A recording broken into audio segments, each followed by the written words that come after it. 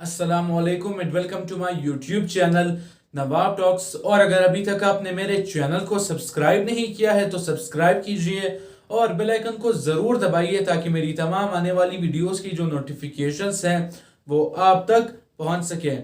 तो आज का जो हमारा टॉपिक है वो ये है derivation of quadratic formula by completing square. आज हम क्वाड्रेटिक फार्मूला को प्रूव करेंगे कंप्लीटिंग स्क्वायर के प्रोसेस के जरिए। तो कंप्लीटिंग स्क्वायर का जो प्रोसेस है वो मैंने पिछले लेक्चर में समझा दिया था कि कंप्लीटिंग स्क्वायर का प्रोसेस होता किस तरह है। इस कंप्लीटिंग स्क्वायर के 6 स्टेप्स मैंने बता दिए थे, तो आप पिछली वीडियो चेक कर सकते हैं जिसमें मैंने कंप्लीटिंग स्क्वायर का प्रोसेस तफसील से बताया है। तो इस लेक्चर में हम क्वाड्रेटिक फार्मूला प्रूव करेंगे कंप्लीटिंग स्क्वायर के प्रोसेस के जरिए।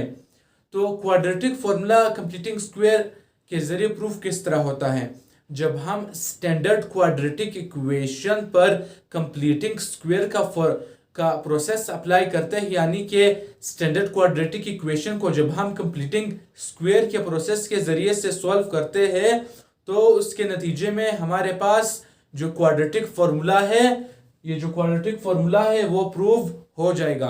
तो आज हमें इस क्वाड्रेटिक फार्मूले को प्रूव करना है। तो चलिए शुरू करते हैं। मैं पहले लिख देता हूं हम कि क्वाड्रेटिक, हमें पहले एक स्टैंडर्ड क्वाड्रेटिक इक्वेशन को लिख देता हूं जो हमारे पास है ax² plus bx plus c is equal to 0। ये हमारे पास स्टैंडर्ड क्वाड्रेटिक इक्वेशन आ गई जो है ax² plus bx plus c is equal to 0। ये हमारे पास स्टैंडर्ड क्वाड्रेटिक इक्वेशन है। और कंप्लीटिंग स्क्वायर का जो पहला स्टेप है वो यही है कि जो हमारे पास इक्वेशन हो वो हमारे पास क्वाड्रेटिक इक्वेशन होनी चाहिए। तो ये हमारे पास स्टैंडर्ड क्वाड्रेटिक इक्वेशन आ गई। अब हम इस पर कंप्लीटिंग स्क्वायर का प्रोसेस मजीद अप्लाई करेंगे, कंप्लीटिंग स्क्वायर के प्रोसेस के जरिए से सॉल्व करेंगे। तो पहला स्टेप तो हो गया कंप्लीटिंग स्क्वायर का मुकम्मल कि हमारे पास जो इक्वेशन होनी चाहिए वो क्वाड्रेटिक इक्वेशन होनी चाहिए और ये क्वाड्रेटिक इक्वेशन है।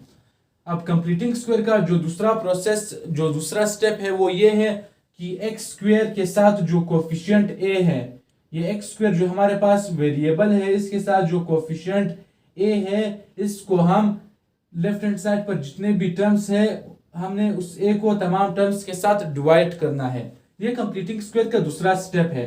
तो चलिए इस कोफिशिएंट ए को इन तमाम टर्म्स के साथ जो लेफ्ट हैंड साइड पर है डिवाइड करते हैं।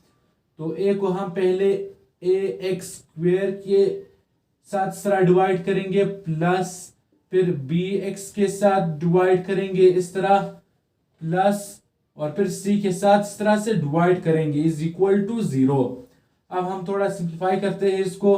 ये a जो बटे के नीचे वाला a है ये x² के साथ जो कोफिशिएंट है उसके साथ कट गया, हमारे पास x² वापस सिर्फ बचता है, प्लस bx अपॉन ए उसी तरह लिखेंगे, प्लस c अपॉन ए भी हम उसी तरह लिखेंगे इज इक्वल टू 0।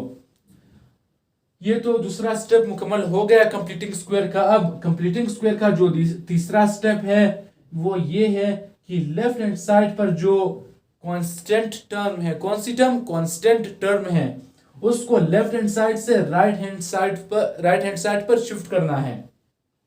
अब कांस्टेंट टर्म होती क्या है, वो टर्म जिसके साथ वेरिएबल ना हो वो हमारे पास कांस्टेंट टर्म है। अब आप देख सकते हैं ये x² के साथ कुछ नहीं है, इसका मतलब इसके साथ 1 है, जिसके लिखने या ना लिखने से कोई फर्क नहीं पड़ता। तो इसका मतलब ये जो 1 कोफिशिएंट है इसका अपना वेरिएबल है x², फिर b अपॉन ए है इसका भी अपना वेरिएबल है x। ये जो c अपॉन ए कोफिशिएंट है हमारे पास इसके साथ वेरिएबल x नहीं है, तो इसका मतलब ये कांस्टेंट टर्म है और इसको हमें इस लेफ्ट हैंड साइड से राइट हैंड साइड पर शिफ्ट करना है। तो चलिए ये स्टेप भी कर देते हैं। x² उसी तरह लिख देंगे, प्लस bx अपॉन ए भी उसी तरह लिख देंगे इज इक्वल टू, ये पहले पॉजिटिव c अपॉन ए है, अब ये जब राइट हैंड साइड पर जाएगा तो नेगेटिव c अपॉन ए बन जाएगा। राइट हैंड साइड पर जाने के बाद ये नेगेटिव c अपॉन ए बन गया। ये तीसरा स्टेप भी मुकम्मल हो गया कंप्लीटिंग स्क्वायर का। अब कंप्लीटिंग स्क्वायर का जो चौथा स्टेप है वो ये है हमारे पास ये था कि जो x के साथ कोएफिशिएंट है, किस वेरिएबल के साथ, एक्स स्क्वायर के साथ नहीं, x के साथ जो कोएफिशिएंट b अपॉन a है, हम क्या करते हैं, उस x के कोएफिशिएंट को हम 1/2 के साथ मल्टीप्लाई करते हैं। मल्टीप्लाई करने के बाद हम उस वैल्यू का स्क्वायर लेते हैं और उसी वैल्यू को लेफ्ट हैंड साइड पर भी ऐड कर देते हैं और राइट हैंड साइड पर भी ऐड कर देते हैं। तो चलिए ये स्टेप भी कर देते हैं। एक्स स्क्वायर उसी तरह आ जाएगा plus b x upon a b उसी तरह आ जाएगा। अब एक्स स्क्वायर एक्स के साथ जो कोएफिशिएंट बी अपॉन ए है, इसको जब हम क्या करेंगे, 1/2 के साथ मल्टीप्लाई करेंगे, हमारे पास b/2a आ जाएगा और स्क्वायर लेने के बाद b/2a होल स्क्वायर आ जाएगा।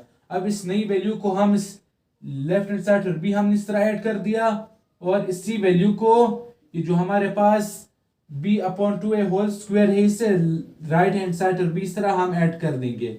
इस तरह से हम ऐड कर देंगे। ये तो चौथा स्टेप भी मुकम्मल हो गया। अब पांचवा स्टेप ये था कि सिंप्लीफिकेशन करें।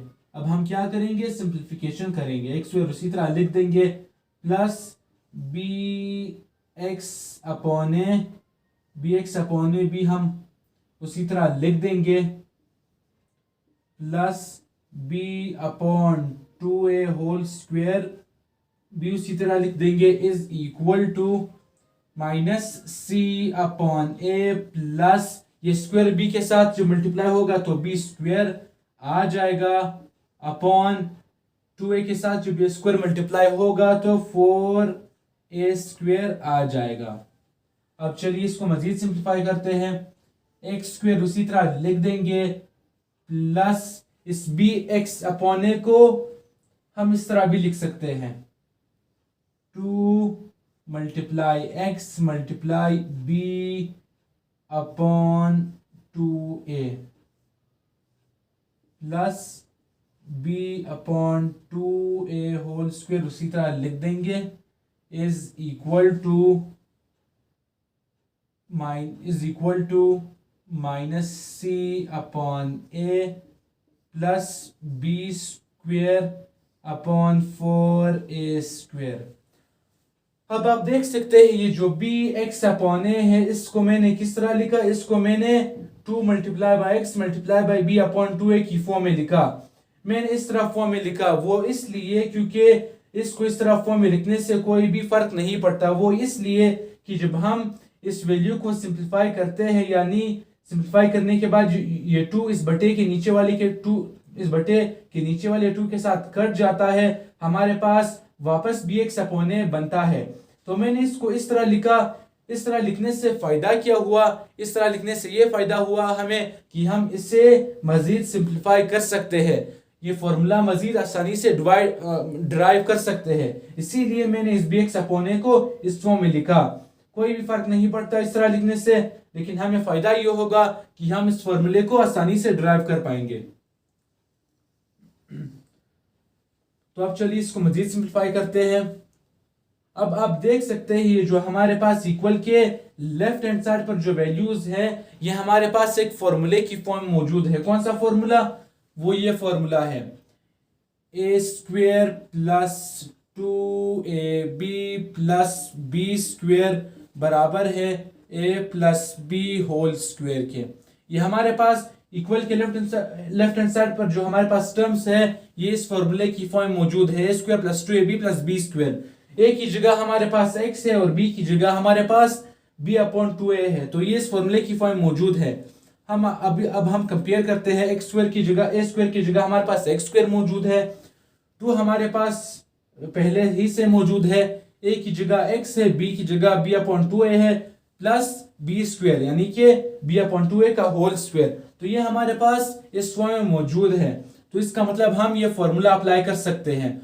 ये फॉर्मूला बराबर किसके है, a plus b whole square के। तो हम क्या करेंगे, a की जगह ये फॉर्मूला बराबर था a plus b whole square के, a की जगह हमारे पास x आ जाएगा प्लस b की जगह b/2a हमारे पास आ जाएगा होल स्क्वायर जो कि हमारे पास ये फॉर्मूला इसके बराबर था, तो हमने होल स्क्वायर लिख दिया।